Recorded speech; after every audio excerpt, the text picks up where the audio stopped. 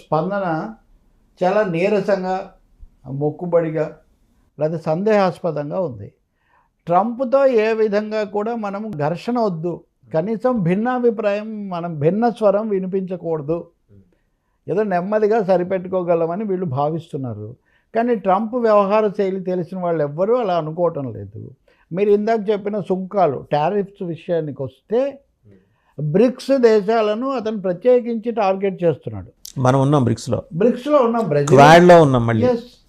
Brazil, India, China, south Africa ఇంకో దాంట్లో వస్తుంది అనుకోండి, రష్యా, ఈ దేశాలన్నీ చాలా కీలకమైనవి కదా. కాబట్టి ఇక్కడ తన ఛాలెంజర్స్ను అణిచేయడం, అవకాశాలు లేకుండా చేయటం కూడా ట్రంప్కి ఒక అవసరంగా మారింది, అమెరికాకు ఒక అవసరంగా మారింది. కేవలం ట్రంప్కి కాదు, ఇది వీళ్ళని దెబ్బతీయటమే కాదు, లేకపోతే తను నిలబడలేని ఒక పరిస్థితి కూడా ఇక్కడ వస్తుంది. ఇప్పుడు ఇప్పటికిప్పుడు తాజాగా నడుస్తుంది కాబట్టి డీప్ సీక్ అనేది చూద్దాం. జస్ట్ మనం డీప్ సీక్, ఆర్టిఫిషియల్ ఇంటెలిజెన్స్తో ప్రపంచం మీద మేము ఆధిపత్యం సాధిస్తున్నాము అని వాళ్ళు భావించారు. నిజంగా నాకు బాగా తెలుసు, సోషలిస్ట్ దేశాలు యుఎస్ఎస్ఆర్ అగ్రరాజ్యం నుంచి ఎందుకు దెబ్బతిన్నది ఈ చర్చ జరిగినప్పుడు వాళ్ళ అంతర్గత కారణాలతో పాటు కంప్యూటర్ టెక్నాలజీలో ఆధిక్యత సంపాదించలేకపోవటం రష్యా దెబ్బతింటానికి ఒక ముఖ్యమైన కారణం. నాగరికతలు కూడా అంతే. హరప్పా నాగరికత ఎందుకు దెబ్బతింది, మెసొపొటేమియా నాగరికత ఎందుకు దెబ్బతింది అంటే ఒక పర్టికులర్ స్టేజ్లో వాళ్ళు వెనకబడిపోయి ఉంటారు. లేదా ప్రాచీన నాగరికత అని గొప్పగా చెప్పుకునే భారతదేశం ఒక దశ తర్వాత ఎందుకు వలస దేశంగా మారింది. ఇదే వివేకానందుడు చెప్తాడు, మనం విజ్ఞాన శాస్త్రంలో ఉజ్వలంగా ఉన్నంతకాలం ఒక విధంగా ఉన్నాం, మనం అంధవిశ్వాసాల వైపు వెళ్ళిన తర్వాత దెబ్బతిన్నామని చాలా సూటిగా చాలా ప్రసంగాల్లో. ఇప్పుడు ఇక్కడ కూడా కంప్యూటర్ టెక్నాలజీలో వాళ్ళు వెనకబడ్డారు. నిజానికి రష్యా కంటే ముందు నుంచి చైనా 4 మోడర్నైజేషన్స్, 4 ఆధునీకరణలని వాళ్ళు హడావుడి పడుతూ వచ్చారు. సో ఇప్పుడు వాళ్ళు కంప్యూటర్ మీద కూడా వాళ్ళు పట్టు సంపాదించి ఇప్పుడు ఏఐలో అక్కడ చాట్ జీపీనా లేదా ఓపెన్ ఏఐయా ఇది నడుస్తుంటే వీళ్ళ మధ్యలో వాళ్ళు డీప్ సీక్ అనేది తీసుకొని వచ్చి ప్రపంచం ముందు నుంచి ఇది ఓపెన్ సోర్స్ అన్నారు, ఎవరన్నా దీన్ని పెట్టుకోవచ్చు, దీని మీద దీనికి టైం ఫ్రేమ్ లేదన్నారు. దీనికి టైం ఫ్రేమ్ లేదు, దీనికి మీరు మాకేం ఫీజులు కట్టక్కర్లేదు, ఇదేం రహస్యం లేదు. అంటే దీంట్లో 2 లక్షణాలు, ఒకటి అందరికీ అందుబాటులో ఉండటం, రెండోది అందుబాటులో ఉన్న వాళ్ళందరూ దాన్ని అభివృద్ధి చేయడానికి కారణమవుతారు కదా. ఇది 2 ఓపెన్ ఎండెడ్ ఇది. కాబట్టి ఇక్కడ అమెరికా యాక్చువల్గా షేకన్. ట్రంప్ ఇంత హడావుడి చేసిన తర్వాత ఈ డీప్ సీక్ నిజానికి డీప్ షేక్, ట్రంప్కి it is deep Sheikh.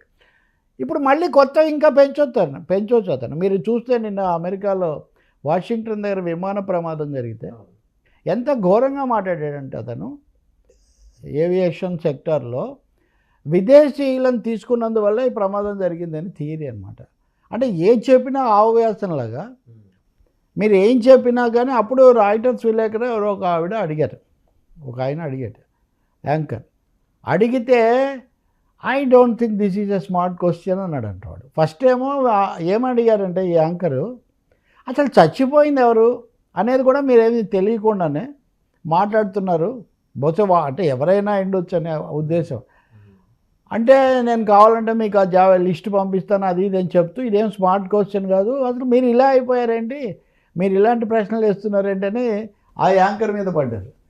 Media ఏం అడగాల కూడా ఆయనే చెప్తాడు అనమాట. అంటే ఇదంతా ఒక డెస్పరేషన్ను సూచించట్లేదు, ఒక ఫ్రస్ట్రేషన్, ఒక డెస్పరేషన్, హైలీ డిఫెన్స్ స్టేజ్ని.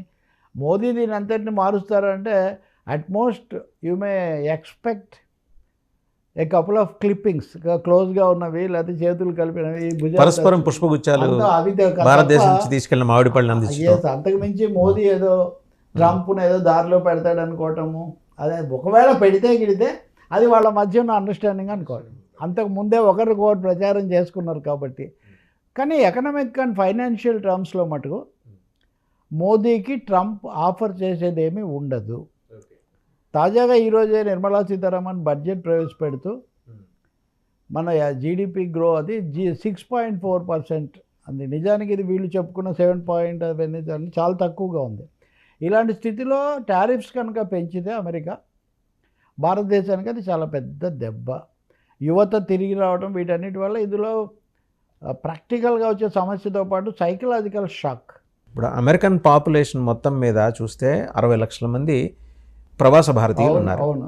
అంటే 1/4 అమెరికన్ పాపులేషన్. అది అమెరికాకి మేజర్ కన్సర్న్. మనకన్నా ఎక్కువ ఉన్నది ఎవరు? మెక్సికన్స్. బార్డరింగ్ వాళ్ళు వస్తారు, ట్యాక్సీ డ్రైవర్లు లేకపోతే ఐరన్ చేసుకోవటాలు, చిన్న చిన్న ఉద్యోగాలు చేసుకుంటూ ఉన్నారు. వీళ్ళిద్దరూ మేజర్ థ్రెట్ కాబోతున్నారని ఆయనకు అంతర్గతంగా లోపల ఆందోళన పెరిగిపోయిందని ప్రచారం, రిపబ్లికన్ పార్టీ వైపు నుంచి ప్రచారం. నిజంగా ఒకవేళ అలా అంత చేటు జనాభా పెరిగినా ఏదో రాజ్యాధికారం కోసం వెళ్ళలేదు కదా, వీళ్ళు ఉద్యోగాల కోసం వెళ్ళారు, వ్యాపారాల కోసం వెళ్ళారు. వీళ్ళ నుంచి థ్రెట్ ఎందుకని ఆయన ఫీల్ అవుతున్నాడు? అంటే ఆయన ఉనికిని కాపాడుకోవటం కోసమా, లేకపోతే నిజంగానే వీళ్ళు రేపు